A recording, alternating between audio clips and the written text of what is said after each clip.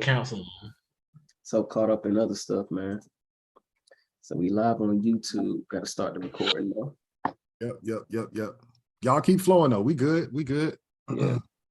No, man, you're right. And it's just funny, folks don't it's like it's foreign to see somebody actually stand up who owns a product and is trying to create their own for you, how we react to that versus somebody who just gets employed by the same system who keeps fucking us over. So that's the biggest thing there. But without further ado, hello and welcome to the Lost Confederacy channel. This is week 4 of the 13-week fiscal program of recovery for American prisoners of war. You have myself, Chief Biko. Today we have Chief Alligator, Chief Quietwater, as well as Chief Blackcoat. And here, as always, we focus more so on that first letter in the acronym APOW, which is American. Without further ado, we're going to continue to play the Anti-Defamation League report by MSNBC in regards to the 38,000 militia members that they found within the Oath Keepers and how they are pretty much in every line of business, every sector, every industry within this government called the United States. So again, without further ado, I'll go ahead and play that video. And we're going to continue to reiterate this point until we get it as a group of people. What are you voting for when they're clearly displaying that whoever you vote for doesn't matter? We have everything covered within this government. Anti-Defamation League Center on Extremism is out with an in-depth analysis of a leaked Oath Keepers membership list from a year ago, which finds there were hundreds of names on it of current or former elected officials, law enforcement officers, and members of the military. The Oath Keepers are a far-right militia group, multiple members of which stormed the United States Capitol during the insurrection and that attack on January 6th. For more on this new report, CEO and National Director of the Anti-Defamation League, Jonathan Greenblatt, joins us now. Jonathan, thanks for being with us. So take us through the report that you all did, how you got your hands on the list, and what were some of the more troubling aspects of what you found? Sure. Thank you for having me this morning, Willie. And I will tell you, this is a chilling report, the likes of which we've never released before. Last September, ADL analysts were able to get our hands on a data leak of the Oath Keepers membership rolls.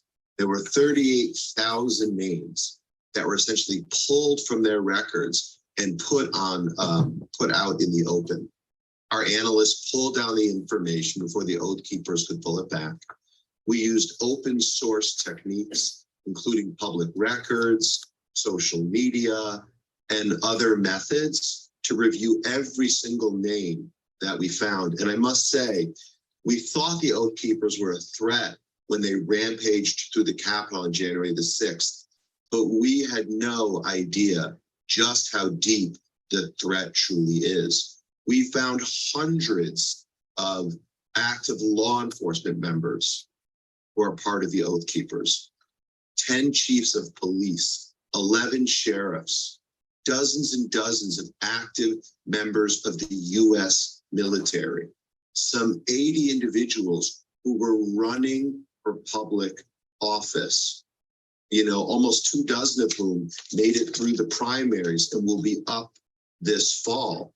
And look, you might not know all of these names. Many people might know Arizona State Senator Wendy Rogers, who still months after the terror attack at the Capitol proudly proclaimed that she was an Oath Keeper and supported the group.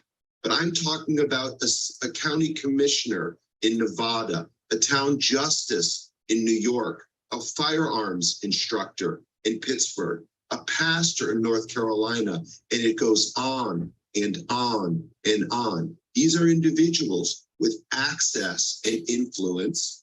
These are individuals with resources and training. And these are individuals who have shown us they are willing to commit acts of sedition and violence against the U.S. government. Jonathan, are you surprised at the extent of the membership of the Oath Keepers and other far-right groups? who apparently, or maybe they do know, that the underpinnings of the philosophy of these groups are rooted in race and religion. In other words, they're against anybody who isn't white. And Jewish people obviously have a target on their backs based upon their philosophies. Does this surprise you at all that their membership is so diverse in a sense? It somewhat does. I mean, look, right-wing extremism is the spectrum. We know that, Mike. And so there are white supremacists, there are sovereign citizens, and indeed, there are these armed militia groups. We know organizations like the Proud Boys, you know, Tario, the head of it, is Hispanic. And indeed, there is some diversity among the Oath Keepers. But I think what's more frightening is the fact that they, for a long time, have prioritized recruiting active and retired law enforcement and military. We thought, Mike, they weren't being successful. We were wrong. We have a problem with an enemy inside our own ranks who has committed, as the Oath Keepers do, to uphold a higher oath, not to have fidelity to our commander-in-chief or necessarily to the jurisdictions where they work, but to their notion of the Constitution and a holy obligation that, again, puts minorities, puts Democrats, and puts ordinary citizens in their crosshairs. CEO of the Anti-Defamation League, Jonathan Greenblatt, thank you very much for coming on this morning.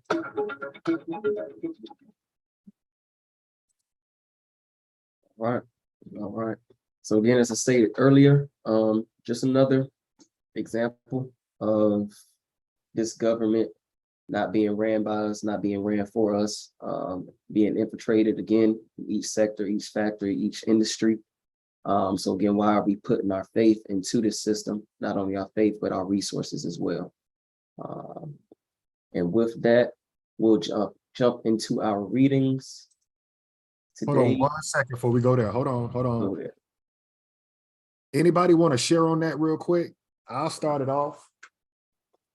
You got to get people's attention. So when they say the militia has infiltrated the United States government's public sector, with them, and they hold a different allegiance to the Constitution. Our first video was talking about the 1755 Militia Act. So this man said that 80 people are running for public office. He only named one. And I think it's amazing that none of our people, none of these quote unquote, we don't have a media outlet at this point.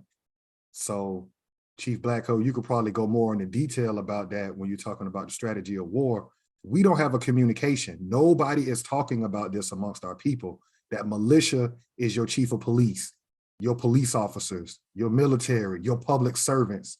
And like I said last week, we scratch our head and wonder why they can kill us on video and never have to go to court for murder trials. He just exposed it. I'll stop right there. But this is what militia mean, y'all. They're not walking around talking about no justice, no peace. And I'll just add that part where he said we have an enemy within our system. That kind of went over my head. He's kind of speaking in circles because you don't have an enemy, sir. Whoever you are. Who are you talking about? We have an enemy within our hometown, within our land. So for you to try to speak as if you're representing who the enemy is actually attacking, let's go a little deeper on what you mean. There's an enemy within the system. No, the system is working for you, sir. What are you talking about? Are you saying you're on the side of the American people, the true Americans?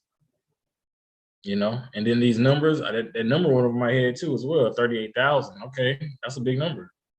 That's a big number. I know it's more, but that's a big number. And just that piece, I just wanted to add that piece. But what do you mean we have an enemy within our system? The Oath Keepers.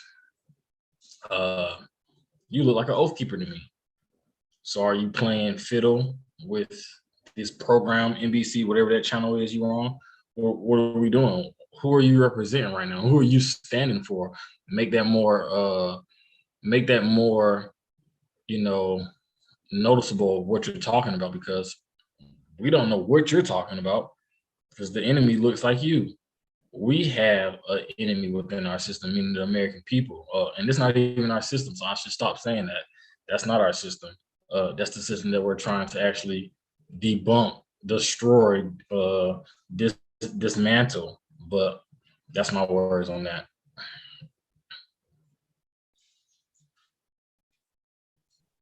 I definitely think you hit it spot on in regards to that. He just talking basically. Yeah, make it clear who you're actually talking about. It's definitely not your group of people. It's us that has this enemy that's working against us. And like you said, it's not our system, but they're definitely working against us. And he put it out there on, to put people on notice, but what's being done about it? Nothing's being done about it. They basically saying, we told y'all before anything happened. Well, anything major happens.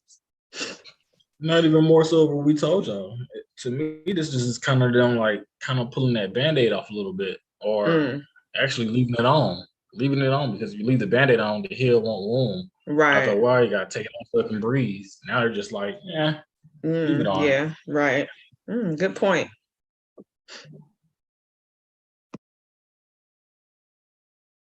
No, excellent points made by both of y'all. And great point, like you said, who are you talking for and who are you talking to?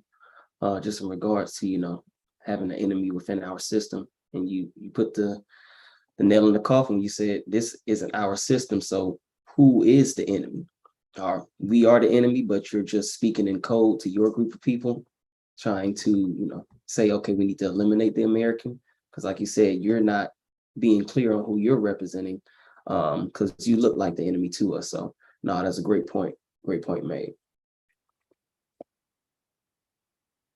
Let me see here.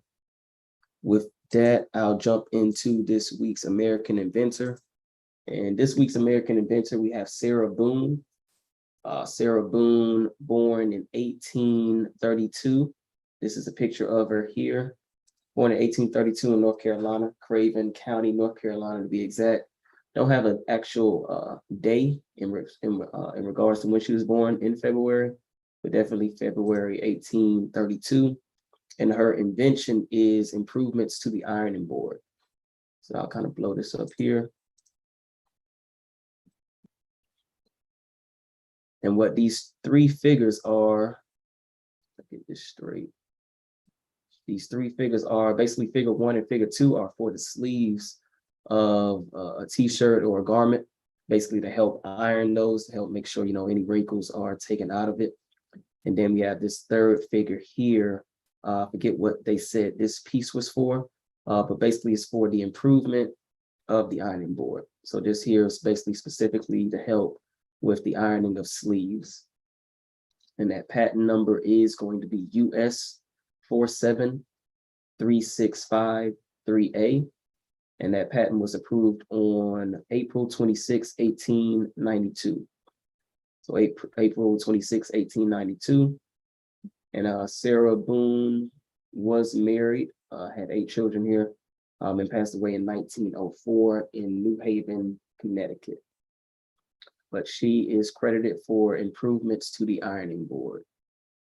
And didn't do any research in regards to if her family or anybody gets any resources from her invention, but pretty much can guess, just like a lot of our other American inventors that we've had thus far, they probably don't receive any type of funding or any type of resources from this invention.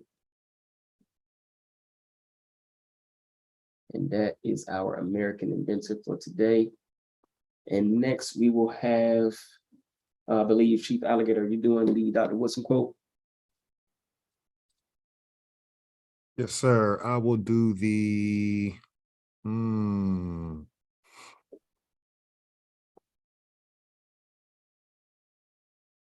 I'll do number 2. Quote number 2, Dr. Carter G. Woodson, the founder of Black History Month, what we know now as Black History Month. Negroes, however, sometimes choose their own leaders, but unfortunately, they are too often of the wrong kind. Negroes do not readily follow persons with constructive programs, Almost any sort of exciting appeal or trivial matter presented to them may receive immediate attention and temporary, at least liberal support. When the bubble collapses, of course, these same followers will begin to decry Negro leadership and call these misrepresentatives of the group rascals and scoundrels. That one sticks out to me today because the back row on the chessboard is still the Congressional Black Caucus. And there's so many things that have happened within this group since 2020, the first year after the 400-year curse, if you want to go biblical or with the allegorical story.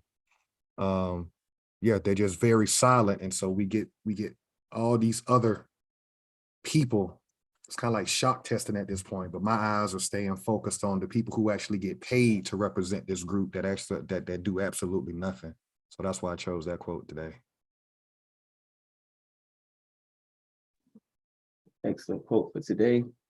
And lastly, we'll have Chief Quietwater with this week's legal definitions and maroon historical points. Legal definitions this week. Number 1, American, indigenous to America.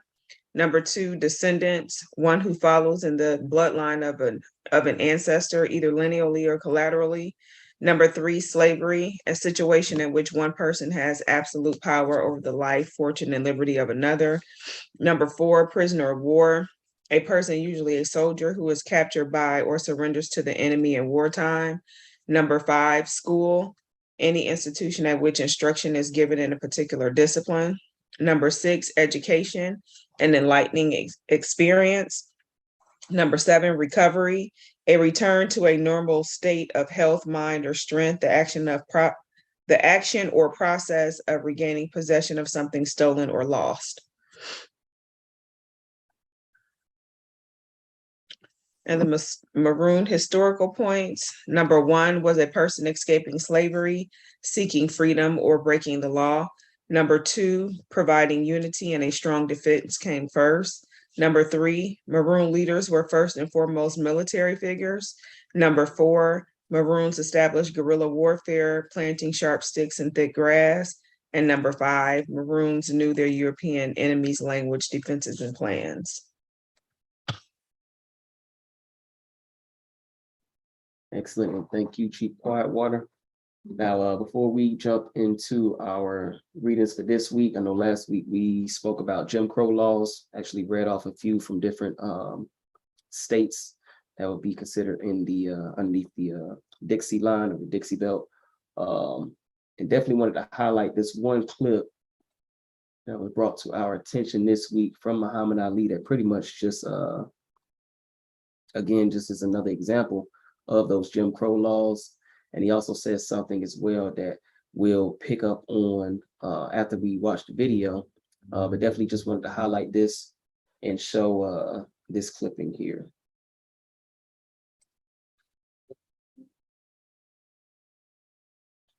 1958, we couldn't eat in the restaurants in Louisville. We couldn't eat downtown. One day I saw 2 Africans go in with their robes and their turbans. They couldn't speak English. I heard the man say, "Let them in, they're not Negroes." And I said, something's wrong. I can't say it's because I'm Black, because they're so Black that they're blue, but they went in. So I said, well, I get my Olympic gold medal, then I'll go in. I went and got my gold medal, went back in, ordered 2 cheeseburgers, and they said, sorry, we don't serve Negroes. I said, I don't eat them either, just give me 2 cheeseburgers. And she said, you getting smart. She called the manager and he said something about, I don't care who he is. She said, I just like, I don't care who he is. Anyway, but I couldn't, the idea was I couldn't eat there. So I got so angry. I drove Dutch to the Ohio River and stood there and looked at the gold medal. And I could imagine that American flag waving when they play the national anthem, when I beat the Pole in Russian. Dun, dun, dun, dun, dun, dun. And I'm standing with the medal on. Dun, dun, dun, dun, dun, dun. I said, boy, I'm going back to Louisville. I can eat now. I can go to the restaurants, put them on the spot. They can't put me out there. I'm the champ of the world. I'm in a big country like Rome, represent the United States, one little city named Louisville, and now I done beat the whole world. Boy, dun, dun. They put me out of that restaurant. I said, this medal ain't worth a damn. I've become so frustrated. Now I wish I still had it because I wouldn't become as frustrated now. But at the time, I took that medal and said, ain't worth nothing. I don't care. I took it off the next. It ain't no good. It ain't, don't you know how I remember. I hear there's problems in Australia, just like there are in America and other countries. But to all of those, regardless of you're Australian, whether you're black or white, it's one thing I want you to always remember. It says, when we mistreat others, we are certainly mistreating the artists who created them. If we realize this, it will not be difficult to feel God's presence everywhere. I repeat, when we mistreat others, we are certainly mistreating the artists who created them. If we realize this, it will not be difficult to feel God's presence everywhere. All right. So that was the clip. Again, just highlighted what we spoke about last week in regards to Jim Crow laws, how our people weren't able to eat in certain restaurants. I think one of the Jim Crow laws that we had read was that they would have to have, of course, 2 separate dining areas, and not just 2 areas, but also have a wall in between quote unquote black people and quote unquote white people. But he also mentioned something in regards to, you know, I guess the manager or whoever was at the front actually taking the orders saying, oh, they're Africans, we could serve them.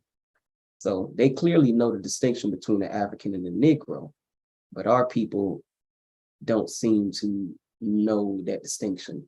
So it, again, just has to ask, you have to ask yourself the question, okay, so if they know who Africans are and who Negroes are, then why don't we know who the Negro is, which is the American? Everybody else knows who we are except for us. So that was one thing that kind of just stood out to me within that clip. And that was like one of the first times, actually seeing an example of that, but then also seeing, okay, they know who looks like everybody on this this channel, who looks like Muhammad Ali, same complexion, things of that nature. Oh, you're the Negro, you're the American, but these people that just walked in, we know they're African. So that was cool to kind of see that, people know the distinction. So why are we calling ourselves African Americans, blacks, these other reclassification terms? But I'll let y'all build off of that. Yeah, I'll jump in real quick. That was a great point. The point that stood out to me, which rhymes with Kanye West, who's been in the news for the last week, is Jim Crow. The way I look at Jim Crow from a practical standpoint, what if Muhammad Ali didn't want to leave that restaurant? What would happen? So this kind of ties into being infiltrated by militia. In order to enforce Jim Crow, that means that manager had 100% confidence that he could call the sheriff would come down. If Muhammad Ali didn't want to leave when the sheriff came, they could call the militia, or they could get whatever level of government was needed to get that Negro out of that establishment. I think that's the hard part for us when we talk about Jim Crow, because we never really go into detail when we learn our history through the school system, what Jim Crow was. You can write a law, but how were they enforcing it? It was enforced because if you go to their court system, you would have been found guilty of going to an all-white restaurant. On top of that, the fact that here's the heavyweight champ of the world, just won a gold medal in the Olympics, as he said.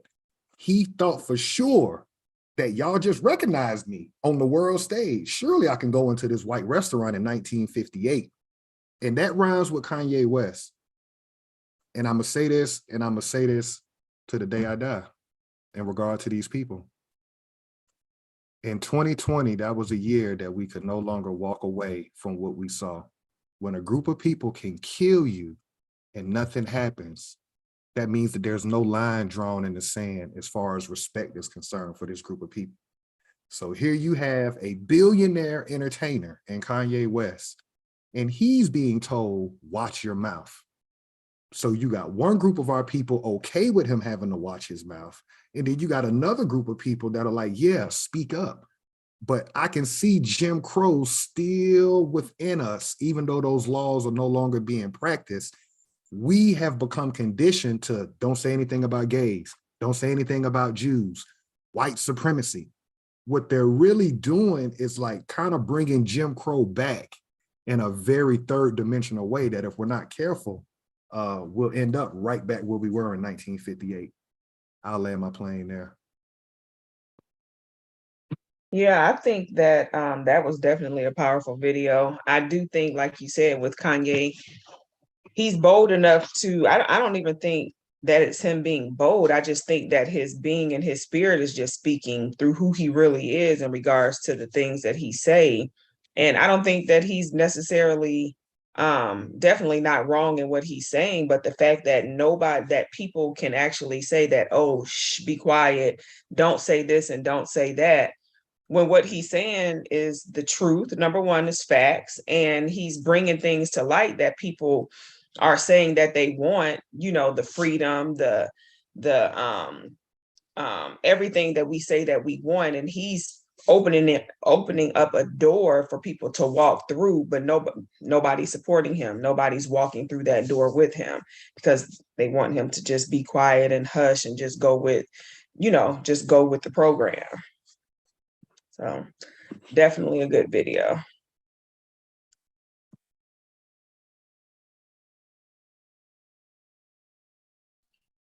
I'll add on to what Chief Whitewater just said. Go with the program. No. That's what this channel is about. Shout out to Muhammad Ali. We truly don't know what our elders and our ancestors went through. He even made a joke within that video about, I surely don't eat them either. We're not even gonna go there. It's difficult. It's not difficult. It's like our group of people have lost a huge amount of confidence in themselves. I'm big on confidence. I'm always big on confidence and standing up for yourself and standing up for your family name. And our group just is not there no more. You know, it is definitely just go along with the program. Like Chief Delegator said, you can't talk about Jews. You can't talk about gays. You can't talk about white supremacy. So you know it's a thing and you don't want to talk about it. You just want to go along with the BS, watch your people die every day on TV. People that look like you. And now that I kind of already understood it maybe like 2-3 years ago before everything exploded, just hearing music, you know, about how we just talk about each other in our music versus how everybody else talks in their music. And it's like, damn, how we party to this? How we party into, you know, like Ye said, I'm gonna fuck your bitch. I'm gonna kill this nigga. Why would I listen to that? And I don't listen to it. When I tell people I don't listen to rap, they think I'm capping. I'm not capping. Why the fuck would I listen to that? But I'm not programmed, and nobody on this channel is programmed. And honestly, our people are gone. I've tried to like talk to a normal and try to poke them to the point to where they would just say, oh, okay. And nah, it's get the fuck out of here. Bye. What the fuck are you talking about? Why would you say that? And I'm like, damn, hold on. I'm fighting for us. I'm fighting for people that look like you or me. How you mad at me? But that program is deep. And I don't even know how it got so deep because I wasn't able to be programmed, but I'm just trying to understand where is this coming from to where it's repetition. It's repetition. If you listen to it long enough and watch it long enough, you'll think it's normal. But like Ye said, and we don't got to keep harping on my brother, but like he said, you know, our people are, it's hard to stand up for somebody that don't even know why you standing up. So it's like, shout out to him just for even, you know, attempting. I'm actually kind of tired of him attempting. I want him to go ahead and kill him off so my brother ain't even got to try no more. Don't even try for these folks. These folks are gone. And I'm talking about my people, they're gone. Like even when they know they're wrong, they just get quiet. No ideas come out. It's just mute. Oh, I'm just not gonna say anything. All right. Don't say anything. Before you say anything, know that somebody's fighting for you, crazy. And then they always want to use the word crazy to the person that's actually not being crazy. They just throw that word out. He's crazy, he's crazy, he's crazy. No, he's not. he's actually thinking logically. He's actually thinking, like, he's using his mind, and that's the only thing that, you know, our people have to understand how to do. Use your mind. We have forgot to use our mind. I wanted to harp on that education in school when Chief Firewater was going over those definitions. Education and schooling. Education is enlightening. If you ain't enlightened, then you're getting schooled. Big difference between the That's two. my piece. Big difference between the two. But no, great points made by everybody. And like you said, you know, they quick to throw out that crazy term and say this and that. But even when we had the perfect example for a leader, he was still, you know, being called names by our group of people as well. And that's Martin Luther King. Even when you have the person who, the most excellent example of what our group of people can be, was still getting bashed by our group of people. So it's like, you're damned if you do, you're damned if you don't. And like you said, it gets, you know, demoralizing when you say, okay, why are we even fighting for this group of people that won't even fight for themselves? But, you know, we can just continue to wake up one person, one at a time. Yeah, it's going to take time. Hopefully it shouldn't take that time at this point. I was having a conversation with Chief Alligator. You know, our people just, you know, we just only react to pain. So we have a high pain tolerance. We don't go to the doctor until we can't bear that pain anymore. So until we get to that point where it's like, okay, we can't bear this shit anymore, let's find a solution. It's going to continue to happen. So we're going to continue to have the Kanye's, the Martin Luther Kings, the Grandmaster Jays. We're going to continue to have these people speak for us, continue to get silenced or thrown in prison, or just straight up killed off. And it's going to continue to happen until we as a group say, you know what, we're sick and tired of this shit.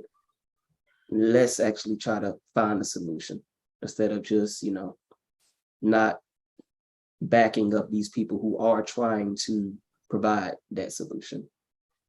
So shoot, with that being said, that's going to actually lead us into, or segue us into, one of our first readings for today, which would be the Deacons of Defense.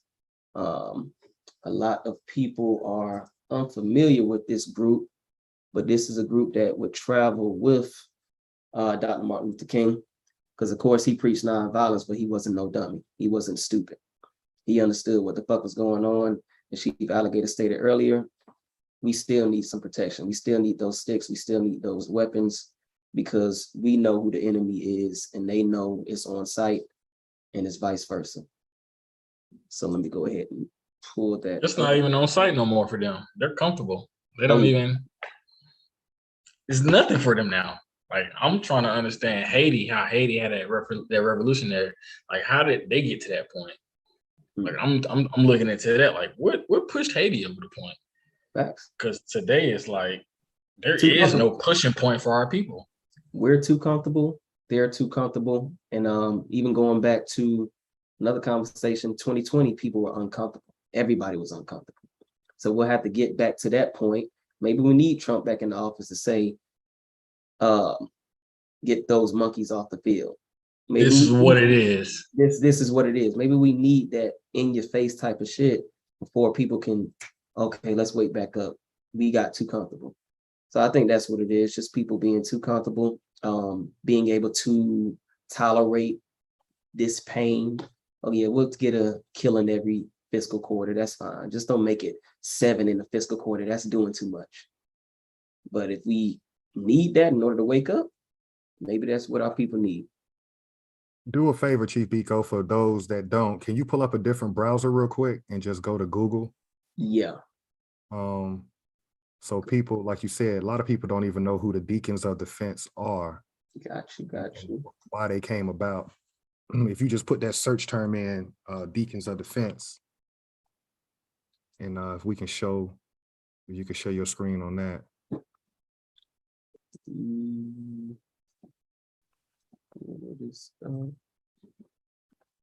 Okay. Now, if you look over to the right, if you put your mouse over there where you see the KKK, So historically, that's why the Deacons of Defense was created. During the Jim Crow era, these Europeans decided to organize under KKK, which we know the militia is their ground base. But these were World War II veterans, which would be our grandparent, these would be our great grandparents or our great uncles. They come back from World War II. They realize that these people are going in our towns, killing off landowners, killing off American business owners, hanging us. They decided to organize and they formed Deacons of Defense. The reason why we need to give that backdrop is because what Chief Biko was going to show is FBI or federal documents about that organization. And that rhymes with the NFAC, the Black Panthers, Kanye West. Why is it that anytime that we organize as a group of people, why are we deemed a threat to this government? So you can share your other screen with the file that you were about to show. I just wanted to let people know this organization was created to stop them from killing us in white sheets. But we become the threat to the federal government. But I was going to say too, just the video that we played at the beginning, they're telling you these people, the Oath Keepers, they were violent. All of them were violent when they stormed the Capitol. That was a violent act, against, one of the biggest things that they could have done. But he just casually said that all of these people are Oath Keepers, people in the office and things like that, but they didn't make it seem like it was a violent thing. It's just ridiculous. Who controls the media controls them all. Right. Yeah, Oath Keepers. And it sounds right. so right. Facts. So here is, again, just a document. You said it's FBI document, right? Correct. If you can go back one page, and you can, you may be able to hit the back button one time just to go back to the page before this. The page before this, okay. Let me see, because it's just downloaded. That was the first page, this one here. Let me see if it's on the actual because it should bring up all the different cities that the Deacons of Defense was in. So that's okay. This was the last time we were organized up into the 70s. In the 70s, these organizations turned into gangs. You see what I'm saying? So your Crips originally, your Bloods originally, it was to fight against KKK.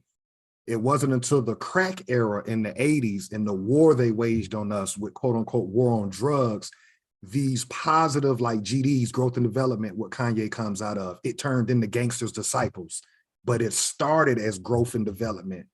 Same thing with Deacons of Defense, same thing with Black Panther Party. Most of these, what we call gangs now, they were started by members of one of these organizations from the 50s and 60s that were able to not go to jail or not get killed during that time. And remember, we're fighting just to desegregate.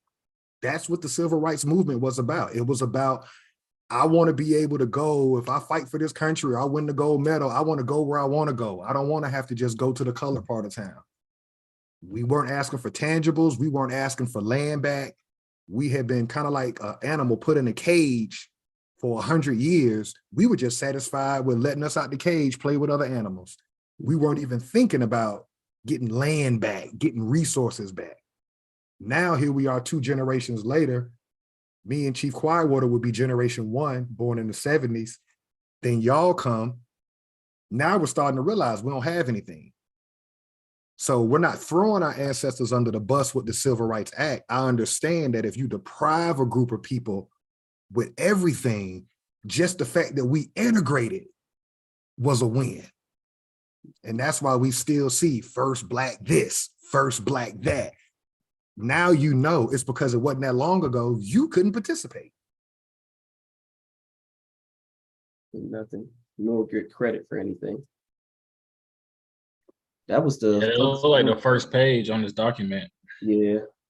I was gonna say what's the you must mean the beginning of the paragraphs. or as soon as you click on that link, it should just show you like Mississippi. It should just show all because they got each state had different files. Like it's fine to go into the file because if you go up under right here, Yeah, this the Mississippi. names are very famous names amongst us within the Black Panther. Scroll up just a little bit. Right there, you got H. Rap Brown. So you can see that he's a famous Black Panther name. Okay, then you got SNCC, the Southern National Christian Conference. That was headquartered on Auburn Ave in Atlanta, where the Masonic building is on Auburn Ave. So you can see how it started with Deacons of Defense, World War II veterans organizing to fight against the Ku Klux Klan. Another 10 years later, then they come up with Black Panther Party. That's where you're going to know the name H. Rap Brown from. But what we're looking at is a federal document because the United States government deemed Negroes organizing as a threat. And it's the same thing to today. That's why Grandmaster Jay is in jail right now on bullshit charges. So it's just a harsh reality that, yes, you are being warred against, whether you really want to realize it or not. This shit go back to the 50s. Anything y'all want to say before we get into the Civil Rights Act? I never heard of the Deacon of Defense, and that's powerful. That means the church, the one that's speaking for the Most High, the one that doesn't want to cause harm, wants to be pure, had to take up arms. And I've never heard of this. So our pastors at a point would fight for us. There's what the shits. Well, don't associate deacon with the word pastor. Deacon is a Masonic term, or it's a worldwide term known for governing. So Deacon of Defense means those World War II veteran men, they were going to govern and protect the women and kids because the Ku Klux Klan was bum rushing.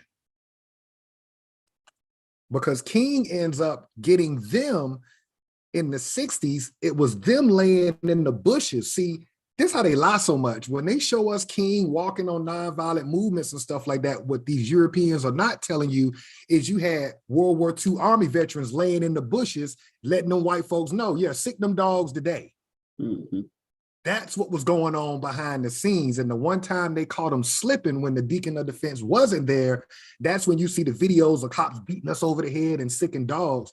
Most of the time they weren't doing that because the boys was laying in the woods, already waiting on the nonviolent people to come through their path. You with me? Absolutely. Absolutely.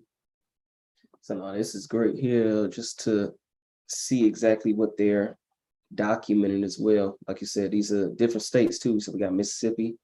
This is Louisiana, I believe. Yeah. New Orleans.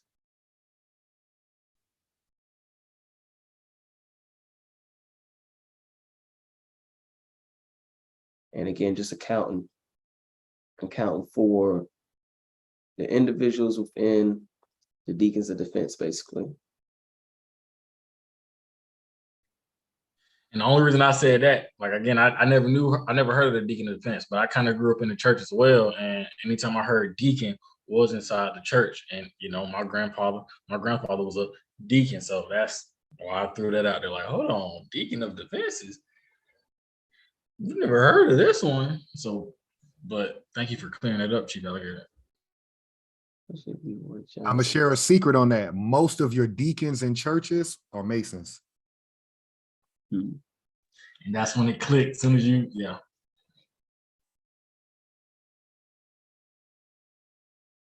So this is a great document. Definitely want to get into just looking at this a little deeper, but definitely want to jump into the, what was it, the civil rights one?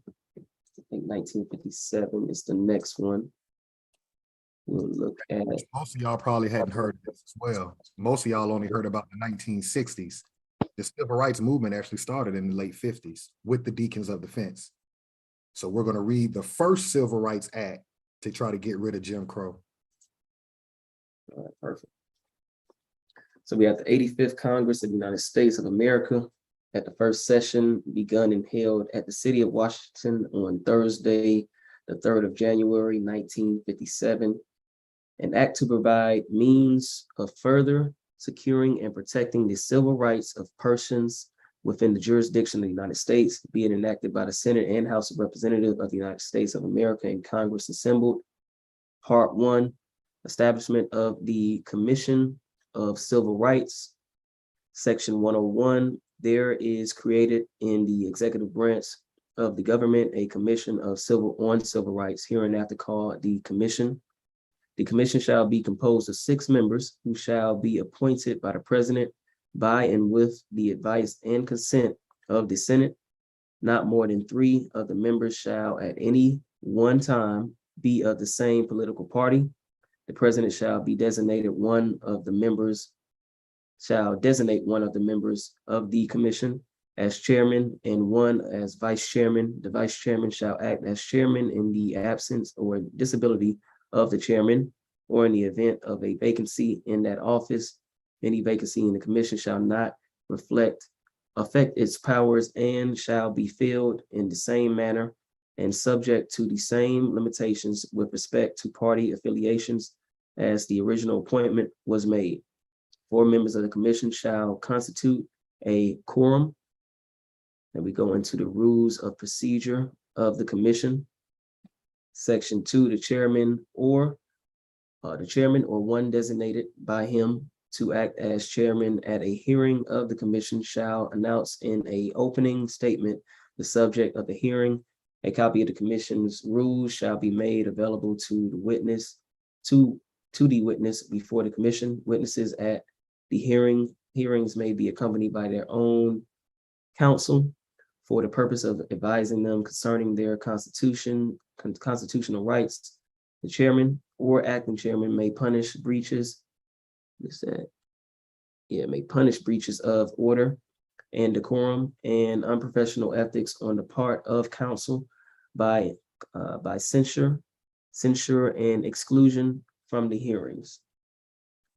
If the commission determines that evidence or testimony at any hearing may tend to defame, degrade, or incriminate any person, it shall 1, receive such evidence or testimony in executive session, 2, afford such person an opportunity voluntarily to appear as a witness, and 3, receive and dispose of requests from such person to subpoena additional witnesses.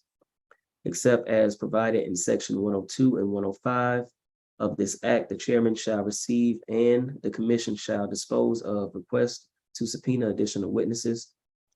No evidence or testimony taken in executive session may be released or used in public session without the consent of the commission. Whoever releases or uses in public without the consent of the commission evidence or testimony taken in executive session shall be fined not more than $1,000 or imprisoned for not more than 1 year. In the discretion of the commission, witnesses may submit brief and pertinent sworn statements in writing for inclusion in the record. The commission is the sole judge of the pertinence of testimony and evidence adduced at its hearings. You scroll up to the top real quick, you read a lot. Okay.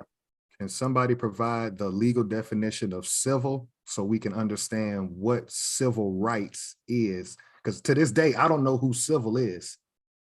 Right. We're I talking got about it here in front of me. So civil is an adjective relating to the civil law of life, pertaining to the internal affairs of a state, from Old French civil, relating to civil law. That's its first definition. I'll read it again. Relating to the civil law of life. No, great point. You got, what does civil mean? So let's. Who is civil? Who is civil?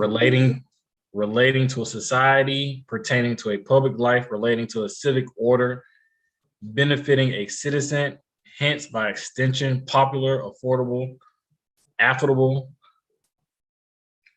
alternative,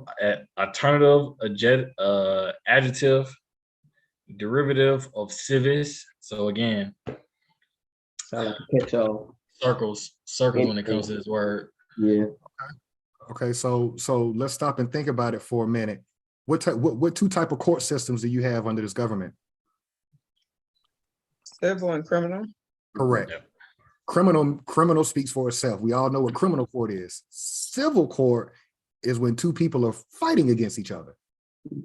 It could be a lawsuit, it could be a child-related issue, but it's two adults Anything. can't get on the same page. They go to fight, but they fight in a courtroom. So now when you put that context of a civil court, you got the United States government who has segregated us on our own land. Now you got that group of people that's being segregated. We're saying, hey, be civil with us.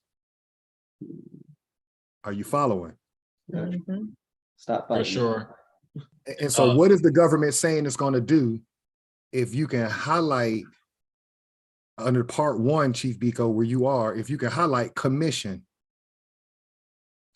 Part 1, scroll up a little bit with your cursor. Boom, right there. Aren't we there right now with the reparation hearing? That's the first video on our Instagram page. They want to do a study. So we're repeating the same cycle they did in 1957. The United Right. States, well, we'll study our Jim Crow situation in the South. We ain't gonna do nothing about it. We want Right. to anything y'all want to build on that, because we're right there now again with being repaired. Now we want to go another step and say, hey, we need to be repaired. Okay, we've integrated, we can go to schools, we can participate in the government. We need our shit back. We'll study it. We'll create a study commission. Yeah.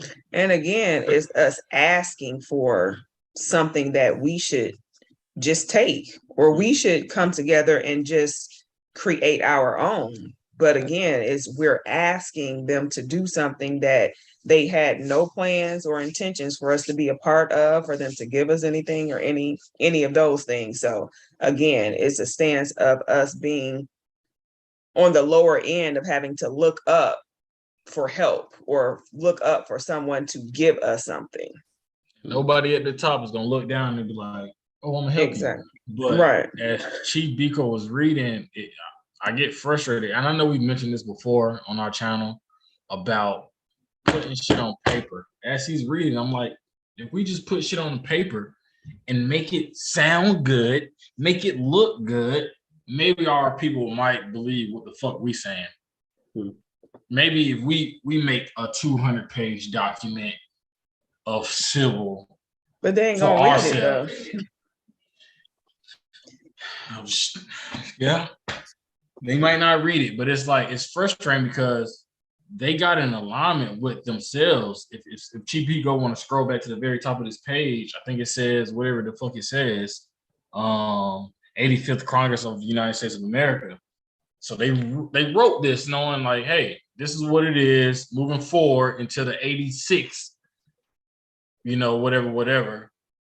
Their people listen. Our people, if we can put something on paper first, and maybe, I don't know, I don't want to go out in the streets and hand out some shit like we got down, whatever them people is that knock on our door at Sunday in the morning is.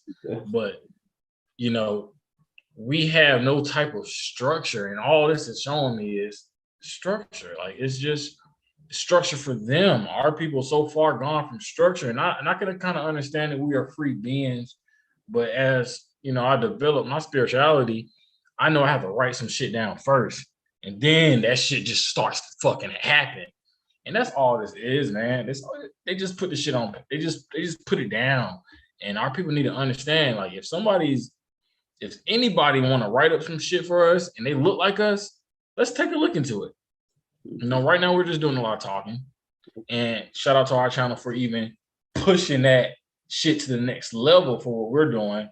But it's just we really need to understand how they move. They write it down first and then they execute. Their group doesn't come from individual thinkings. It's one mastermind, and then they all get in alignment. We have to find that mastermind and get in alignment. We won't move forward until we know how to put shit on paper. And it needs to be everybody, like you said, on one accord. We just highlighted an example of structure with the Deacons On of code. Defense, of being on code. yes, they're going to think of it as a threat, but stop being so pussy to be afraid to even start something because you think something like that's going to happen. If you think something like that is going to happen, then plan accordingly. Meaning, get your ass some guns, like we said in the beginning of the video. Make sure you have a defense. We say it every time we start a video. Maroon historical points. Leaders of first and foremost were military figures. Like that comes with establishing your own thing. You have to have security in order to have the whatever plan come to fruition, whether that be in regular business or anything. Every business is going to have security. It just comes with the territory. So we have to get past that fear of, okay, well, if we do, we know they're going to do something. Okay, stop being spooky. Yeah, stop being, this spookism and just plan accordingly. Okay, if you know that's going to happen, let's have something that's going to combat that. And I get so frustrated with this group. I'm so sorry, GPCO. I get so frustrated because you said fear. I get so frustrated with this group, even though I don't listen to the music they listen to, or I try to, push it away as much as possible. All of it is about shooting and killing. So it's like, what the fuck wrong with you when you what? Yeah. Like, you really not about that life. Yeah. You're pretending. Stop pretending and stand on something. That's what pisses me off. Stop pretending and stand on something. You niggas just out here. Honestly, I don't know what's going on. Honestly, I really have no idea what's going on. Niggas not standing on nothing. It's just every day, these social media websites, every day these social media conversations, whatever is the next big thing. Right now it's homecoming week. No disrespect to homecoming week, but how important it is when your people dying. How important is that when to party when your people are dying?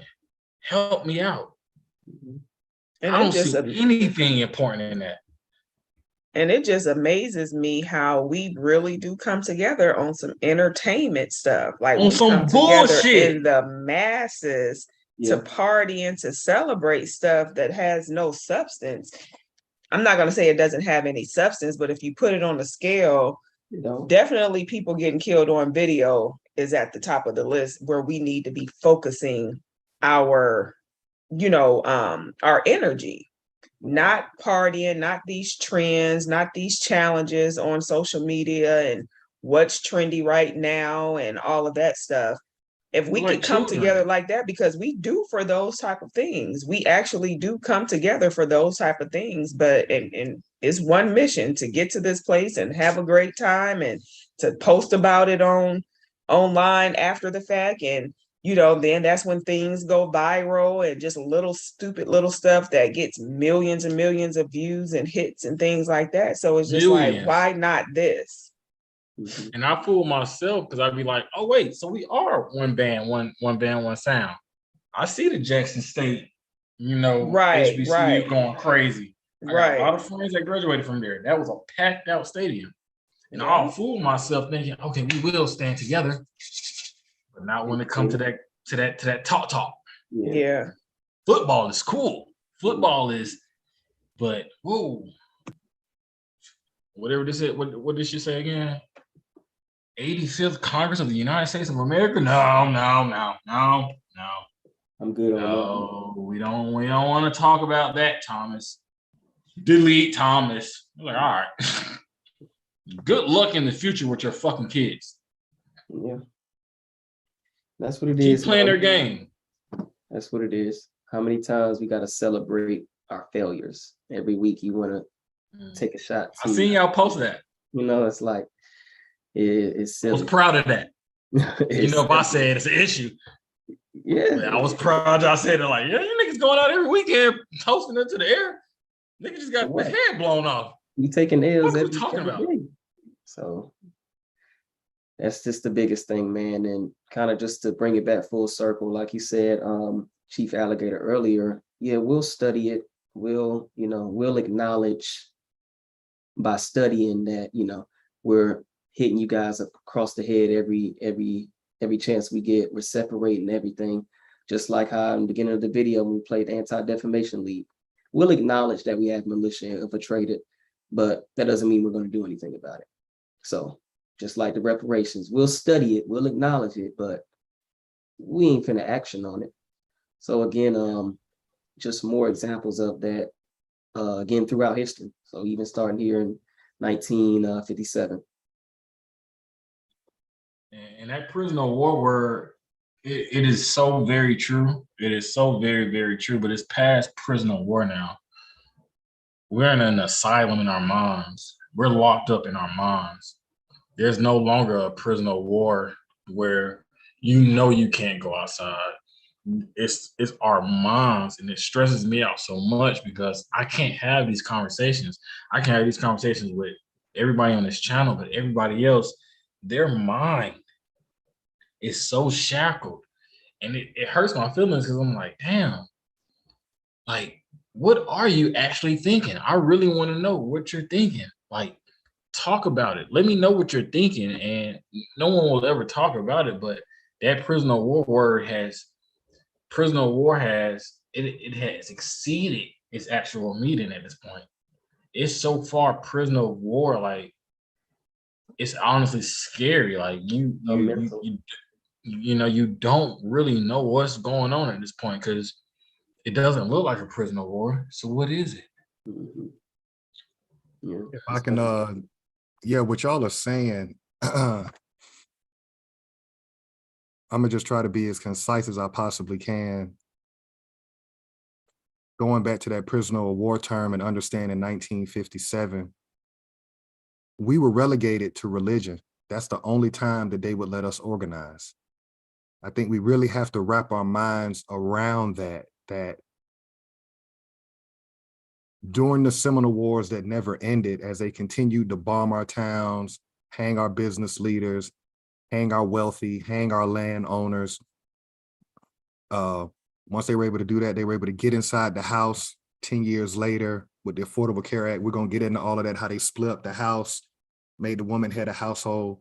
We're so disorganized that what you're looking at here is mastermind or groupthink. It has to come out of your mind and on paper first to come alive. Then you have something to govern yourself by. That's why I keep going back to the Congressional Black Caucus, which is also infiltrated and doesn't work for us.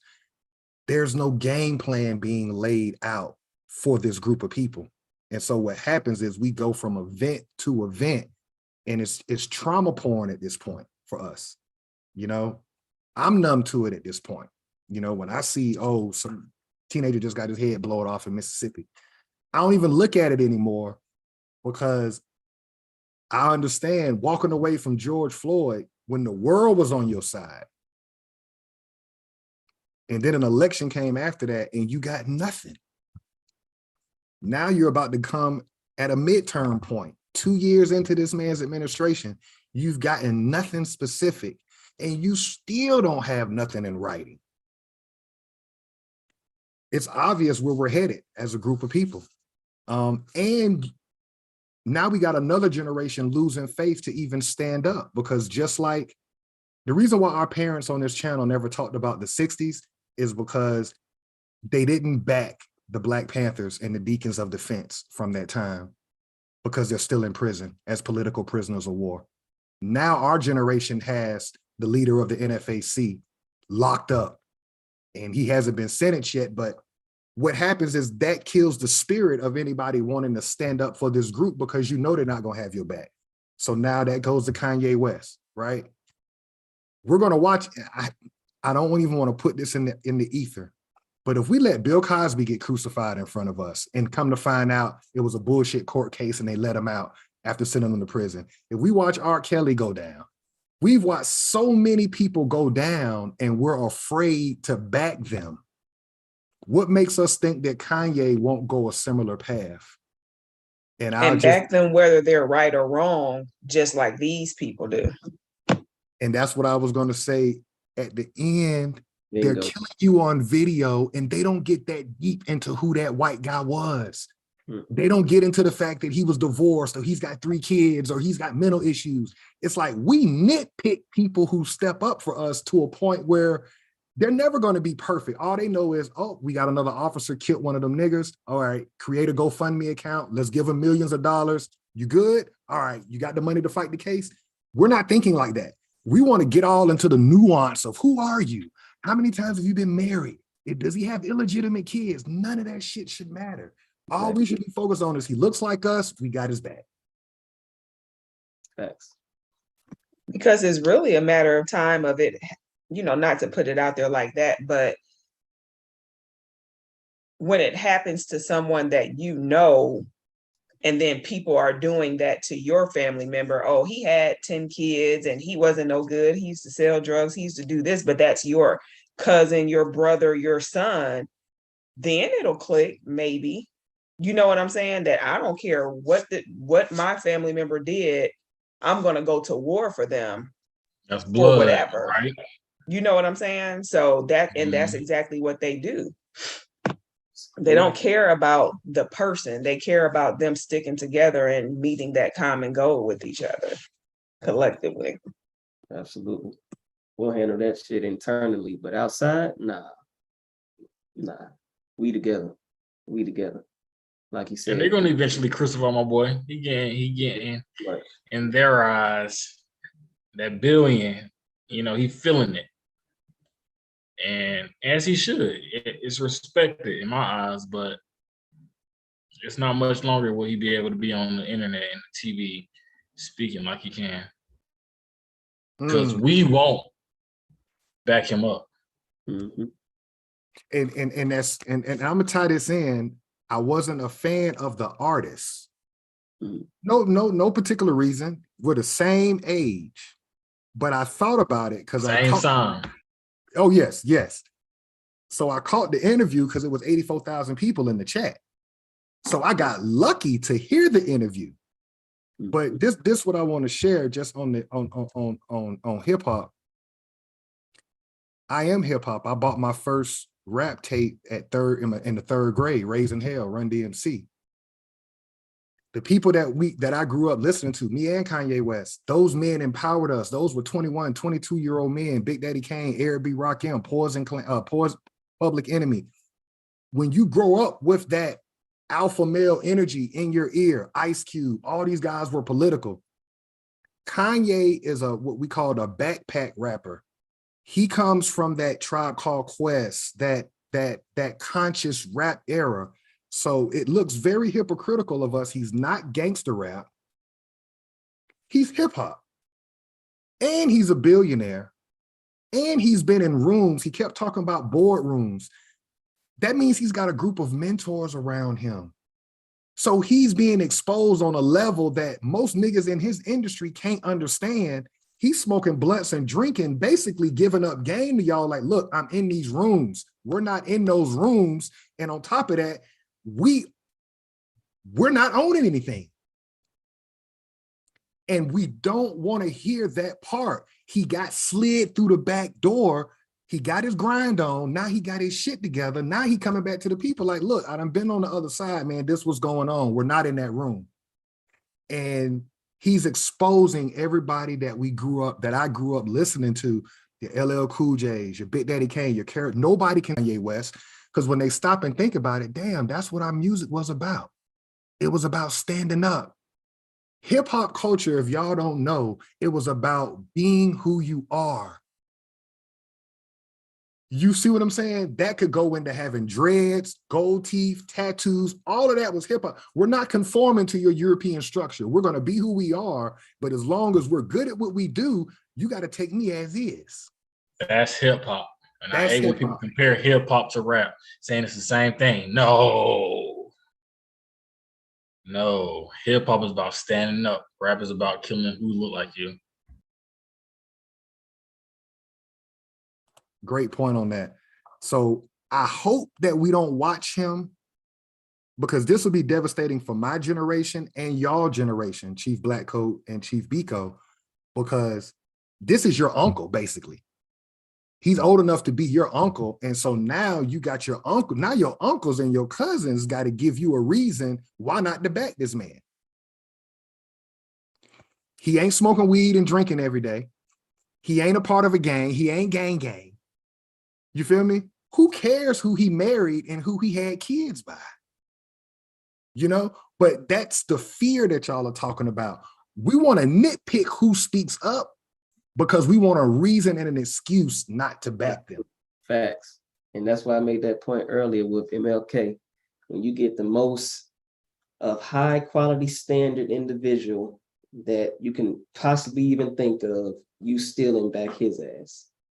So it really don't matter what the package looks like or how it's presented, you're still not trying to do anything. So again, like Chief Quietwater, Chief Black Coat, Chief Alligator saying, do you really want what you're saying you want?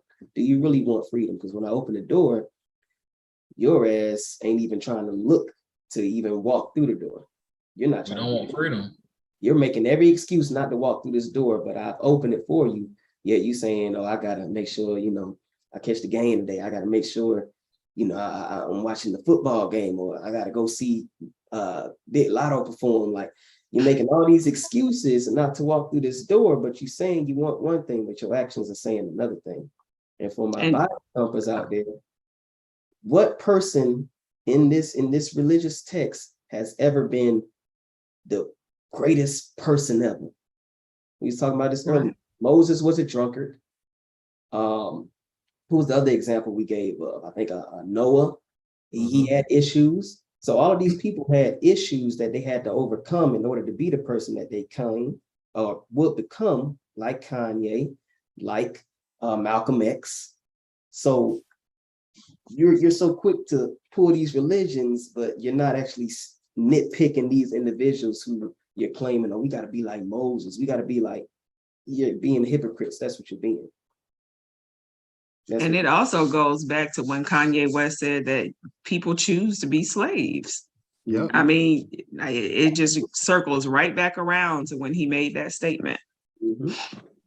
And one more thing that jumped out for me for Kanye, when he said he was GD in that interview on the Drink Champs, but he didn't say gangster disciples. He said growth and development. So I have to put that in context, because being born in the same decade that he was born in, he got structure early in life. And with his mom being a teacher, so he was groomed the right way. Where the Jew fucked up at, which they do with a lot of us, is they don't realize you're dealing with the spook that sat by the door. Some of us will come in there and take notes of everything you're doing and how you're winning, and we're gonna follow that shit to a T. You said it again. The scoop that what? The spook that sat by the door. So he knows just as much about the Jewish tradition as they do. But at the same time, he's comparing it to the group of people that he's a part of. But if you look at his business model, this is what I took from his interview. He started off as an artist. Look at who his mentors were. Jay-Z, Damon Dash. He became a great artist, then he became a producer. Then hanging around the Jews, he understood how to compound wealth. You got to create a nonprofit organization so you don't pay tax on the money. Then he went the religious route. Then I had the concerts in my church so I can sell my merchandise. I ain't got to pay no tax on it. Once I get that bag up, now I'm finna say, fuck y'all. And so he's thinking, damn, my people got my back, but my people are like, whoa, his frequency is too high for the average Negro. Damn. His frequency is too high. They're not understanding it took him 20 years to do it. But it's going to be harder for the next Negro to get in that room like Kanye did, because now the Jew knows, I don't want to say they can't trust us, but you can't deprive a group and then let one in and think that if he's real, he's not going to eventually come back to his people and be like, look, this is how they win. Correct. Going back to what Chief Blackco said, with structure, they write that shit out and they all execute. And that's all Ye did. He just executed. He executed. He learned from the. I don't think they're gonna crucify him. I really don't think the music industry or the entertainment industry, which is what he's a part of, I don't think we're gonna watch them do whatever they want to him. And the only reason I'm saying that is because you can't ask for somebody better than Kanye. He's not a gang, he's not a violent rapper. You see what I'm saying? So what do you really have a problem with him about? Yeah. Who he married? Kind of all in his personal business at Standing up that for his point. people. Yeah, who cares who he married? He's standing up for the people. And that's why they don't like it. He's trying to do what we're doing on this channel. Wake up, nigga. Mhm. And they don't want that. They don't have a We choice. all woke up. And at the same time, he's not getting media coverage through quote unquote black media, right? But look at this. Tariq Nasheed and everybody are dogging Kanye, but they getting ready to have a rally in DC next month for reparations. I don't pay them no attention, so I didn't even know that, but sounds about right. You see what I'm saying? So Kanye's trying to have the conversation about who we are. You got a segment of us that don't want to open that door and have that conversation, but then y'all finna turn right around and go to DC and talk about the same thing that he just said. You following me? I hope they go with something written down, you know. Like, Man, it's I wouldn't be surprised if they get attacked when they go there. That's the way I'm thinking that when they go up there, it wouldn't be surprised if something happens where people go to jail or something like that, because every time we organize and go up there, it's always military comes out. They did it in 2020.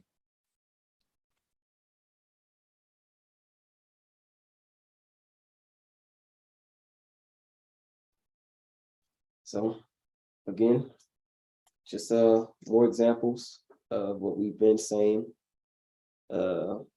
Again, it's like we're prisoners in our own minds at this point, as Chief Black Coat stated earlier, because we won't even